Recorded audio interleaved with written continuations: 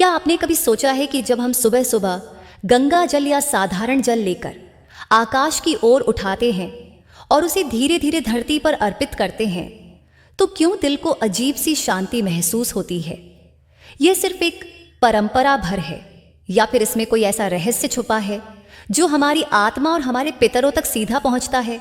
कभी आपने सोचा है कि पीढ़ियों से यह परंपरा क्यों निभाई जा रही है, जबकि दुनिया बदल चुकी है, आदतें बदल चुकी हैं, लेकिन जल अर्पण आज भी उतना ही महत्वपूर्ण माना जाता है जितना सदियों पहले था। कहते हैं कि इंसान केवल अपने जीवन का नहीं बल्कि अपनी पूरी वंश परंपरा का उत्तराधिकारी होता है। हमारे भीतर जो रक्त बह रहा है वह केवल हमारा नहीं है, उसमें हमारे पूर्वजों की छाया बसी है। वे पितर जिन्होंने हमें यह शरीर, यह परंपराएं, यह संस्कृति और जीने का आधार दिया। लेकिन सवाल यह है कि हम उन पितरों के प्रति अपना आभार कैसे व्यक्त करें जिन्हें हमने देखा भी नहीं, जिनका नाम तक शायद हमें ठीक से याद नहीं, फिर भी जिनकी वजह से हम आज इस धरती पर हैं। यही कारण है कि भारतीय संस्कृति में पितरों को जल अर्पण का विधान है।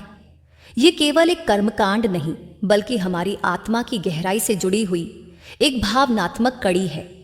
जब हम जल अर्पित करते हैं तो मानो यह संदेश होता है कि हे हमारे पूर्वजों, हम आपको भूले नहीं हैं, हम आपके आशीर्वाद से ही आज सांस ले रहे हैं, आपका आर्ण मानते हैं और उसे स्वीकार करते हैं। शास्त्रों में कहा गया है कि पितरों का स्मरण और सम्मान करने वाला परिवार कभी दरिद्र नहीं होता, कभी दुखी नहीं रहता। पितृदेवो भव, ये वचन केवल देवताओं के समान मानने के लिए नहीं है बल्कि यह हमें यह समझाता है कि हमारे अस्तित्व की जड़ें ही हमारे पितर हैं। जिस प्रकार वृक्ष अपनी जड़ों के बिना जीवित नहीं रह सकता, उसी प्रकार हम भी अपने पूर्वजों के आशीर्वाद और उनकी स्मृति के बिना अधूरे हैं। मनुस्मृति में एक स्थान पर कहा गया है, स्रोत के अनुसार, कि जो मनुष्य अपने पितरों का तर्पण करता है उसे देवताओं का भी आशीर्वाद मिलता है। इसका अर्थ है कि जल अर्पण केवल पितरों तक ही सीमित नहीं बल्कि यह देवताओं तक पहुंचने का माध्यम भी माना गया है। यही कारण है कि श्राद्ध पक्ष या पितृपक्ष में जल अर्पण का विशेष महत्व बताया गया है। सोचिए, जब हम एक साधारण गिलास पानी किसी प्यासे को देते हैं तो वह कितनी गहरी संतुष्टि देता है। तो फिर जब हम जल को मंत्रों के साथ, श्रद्धा के साथ अपने पितरों के लिए अर्पित करते हैं तो उसकी शक्ति कितनी अधिक होगी। यह केवल जल नहीं रहता बल्कि हमारी भावनाओं, हमारी श्रद्धा और हमारे प्रेम का प्रतीक बन जाता है। भारतीय दर्शन में यह माना गया है कि जल का सीधा संबंध आत्मा से है। जल ही जीवन है, जल से ही धरती पर सृष्टि का पोषण होता है। जल को ही देवताओं में सर्वोच्च स्थान दिया गया है। ऋग्वेद में जल को अमृत कहा गया है। इसीलिए जब जल अर्पण किया जाता है तो यह मानो अमृत अर्पण करने जैसा है। और जब यह अमृत हमारे पितरों तक पहुंचता है तो वे प्रसन्न होते हैं और बदले में हमें आशीर्वाद स्वरूप सुख समृद्धि प्रदान करते हैं। कभी कभी लोग यह सवाल भी करते हैं कि क्या सच में हमारे पूर्वजों तक यह जल पहुंचता है? इसका उत्तर शास्त्र सीधे सीधे नहीं देते, लेकिन यह बताते हैं कि हर क्रिया का एक सूक्ष्म प्रभाव होता है। जिस प्रकार एक बीज जमीन के भीतर जाकर अंकुरित होता है, वैसे ही हमारी श्रद्धा, हमारा जल अर्पण सूक्ष्म जगत में एक तरंग के रूप में हमारे पितरों तक पहुंचता है। ये बात विश्वास पर टिकी है, लेकिन विश्वास ही तो भक्ति की जड़ है। आपने शायद महसूस किया होगा कि जल अर्पण के बाद मन अचानक हल्का हो जाता है, एक अजीब सा संतोष मिलता है। ये केवल मानसिक खेल नहीं बल्कि आत्मिक अनुभव है। जल अर्पण हमें यह याद दिलाता है कि हम अकेले नहीं हैं। हमारे पीछे एक पूरी परंपरा, एक पूरा परिवार और असंख्य आशीर्वाद खड़े हैं। और यही तो असली महत्व है पितरों को जल अर्पण करने का। ये परंपरा हमें हमारी जड़ों से जोड़ती है, हमें विनम्र बनाती है और यह सिखाती है कि जीवन में चाहे जितनी भी उपलब्धियां पालो, अपनी नींव, अपनी शुरुआत और अपने मूल को कभी मत भूलो। लेकिन क्या आपने कभी सोचा है कि पितरों को जल अर्पण करने की यह परंपरा आखिर शुरू कहां से हुई? क्यों ऋषियों ने इसे धर्म का इतना महत्वपूर्ण अंग माना? धार्मिक व्याख्या के अनुसार जल अर्पण को तर्पण कहा जाता है। संस्कृत में तृप्ति से तर्पण शब्द बना है, यानी ऐसा कार्य जिससे हमारे पितर तृप्त हों, संतुष्ट हों। जब हम जल, तिल और कुशा अर्पित करते हैं तो यह उनके लिए भोजन और ऊर्जा का प्रतीक बन जाता है। शास्त्रों में कहा गया है कि पितरों के लिए अर्पित किया गया जल उन्हें सूक्ष्म जगत में पहुंचता है और वे प्रसन्न होकर अपने वंशजों को आशीर्वाद देते हैं। गरुड़ पुराण के अनुसार श्राद्ध और तर्पण करने वाला पुत्र अपने पितरों को स्वर्ग में स्थिर करता है। यहाँ यह बात स्पष्ट होती है कि यह केवल एक कर्म नहीं बल्कि पितरों को उच्च लोकों में स्थिर रखने का मार्ग है। यही कारण है कि भारत में हर श्राद्ध पक्ष, अमावस्या और विशेष तिथियों पर जल अर्पण का विधान है। अब सवाल उठता है कि इसे करने का सही तरीका क्या है। आइए इसे सरल शब्दों में समझते हैं। सुबह का समय सबसे उत्तम माना गया है, विशेषकर जब सूर्य उदय हो रहा हो। उस समय वातावरण शांत और पवित्र होता है। इस समय हाथ में तांबे के लोटे या किसी पात्र में स्वच्छ जल लेकर उसमें कुछ काले तिल और कुशा डालकर पूर्व दिशा की ओर मुख करके खड़ा होना चाहिए। फिर धीरे धीरे जल को दोनों हाथों से अर्पित करते हुए मंत्र या स्मरण करना चाहिए। पितृभ्यः स्वधा नमः।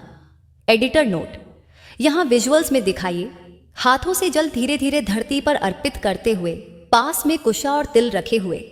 ये करते समय मन पूरी तरह श्रद्धा से भरा होना चाहिए। केवल हाथ से जल डाल देना पर्याप्त नहीं है।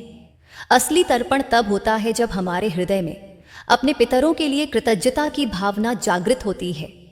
कुछ लोग सोचते हैं कि जल अर्पण केवल श्राद्ध पक्ष या अमावस्या में ही करना चाहिए, लेकिन शास्त्र बताते हैं कि इसे रोज करना भी लाभकारी है।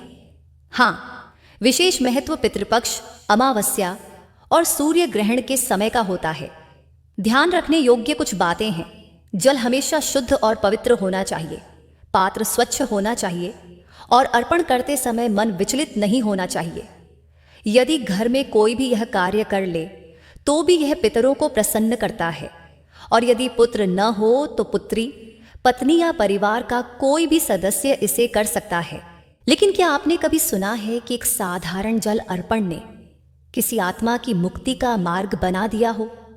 शास्त्रों में एक कथा आती है, महाभारत के अनुशासन पर्व से। कथा है भीष्म पितामह की।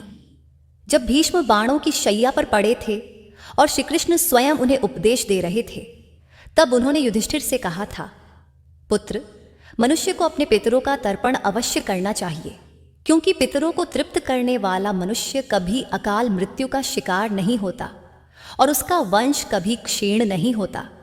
एक और प्रसंग गरुड़ पुराण में आता है। वहां कहा गया है कि एक ब्राह्मण पुत्र ने आलस्य के कारण अपने पितरों का श्राद्ध और जल अर्पण करना बंद कर दिया। धीरे धीरे उसके घर में विपत्तियां आने लगीं, धन चला गया, स्वास्थ्य बिगड़ गया और परिवार में कलह बढ़ने लगी। अंत में उसे स्वप्न में अपने पितर दिखाई दिए और उन्होंने कहा, बेटा, हमें भूले क्यों हो? हमारे बिना तुम्हारी जड़ें सूखी जा रही हैं।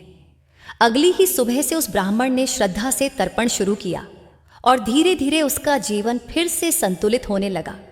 यह कथा हमें सिखाती है कि पितरों का स्मरण केवल मृत्यु के बाद का कर्म नहीं है, बल्कि यह जीवित लोगों के जीवन को भी प्रभावित करता है। जब हम अपनी जड़ों का आदर करते हैं तो हमारी शाखाएं भी हरी भरी रहती हैं। अब आइए एक आधुनिक कहानी पर चलते हैं। दिल्ली का एक युवक था, आरव। वह एक कॉरपोरेट नौकरी करता था, व्यस्त जीवन जीता था। उसे आध्यात्मिकता या परंपरा में खास विश्वास नहीं था, लेकिन उसकी दादी हमेशा कहती थीं, बेटा, सुबह सुबह पितरों को जल चढ़ाना मत भूलना, वे तुझे आशीर्वाद देंगे। आरव हंसकर टाल देता। फिर एक दिन उसकी दादी गंभीर बीमार हो गई, अस्पताल में भर्ती थी। आरव पूरी रात उनके पास बैठा रहा।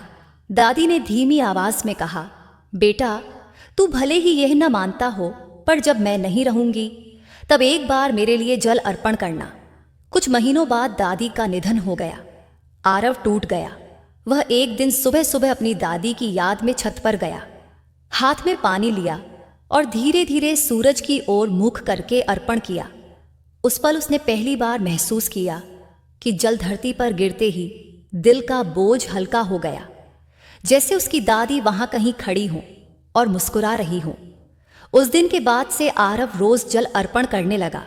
वह कहता था, मुझे नहीं पता यह सच में कहाँ पहुंचता है, लेकिन यह मुझे मेरी दादी से जोड़ देता है, ये मुझे ताकत देता है। लेकिन क्या आपने कभी सोचा कि जल अर्पण केवल एक धार्मिक प्रक्रिया नहीं, बल्कि हमारे मन और शरीर के लिए भी एक साधना है। सुबह सुबह जब हम पूर्व दिशा की ओर मुख करके सूर्य की ओर जल अर्पित करते हैं, तो वह केवल एक परंपरा नहीं, बल्कि प्रकृति के साथ संवाद भी है। कुछ अध्ययनों के अनुसार सुबह की पहली धूप में खड़े होकर गहरी सांस लेना मन को शांत करता है, तनाव को कम करता है और शरीर में सकारात्मक ऊर्जा लाता है। जब उसी क्षण हम जल को अर्पित करते हैं, तो यह क्रिया एक ध्यान की तरह हो जाती है। हमारे विचार बिखरते नहीं, बल्कि केंद्रित हो जाते हैं। पानी की बूंदें जब सूर्य की किरणों से मिलती हैं, तो एक अद्भुत दृश्य बनता है। कहते हैं कि यह दृश्य मन को एक क्षण के लिए स्थिर कर देता है। यही तो ध्यान की अवस्था है। यानी जल अर्पण हमें अनजाने में ही ध्यान और माइंडफुलनेस का अनुभव कराता है। विज्ञान यह भी बताता है कि जब हम किसी कार्य को श्रद्धा और नियमितता से करते हैं, तो मस्तिष्क में एक शांति और स्थिरता का भाव आता है। यही कारण है कि जल अर्पण करने वाले लोग कहते हैं कि उन्हें दिन भर ऊर्जा और संतुलन मिलता है।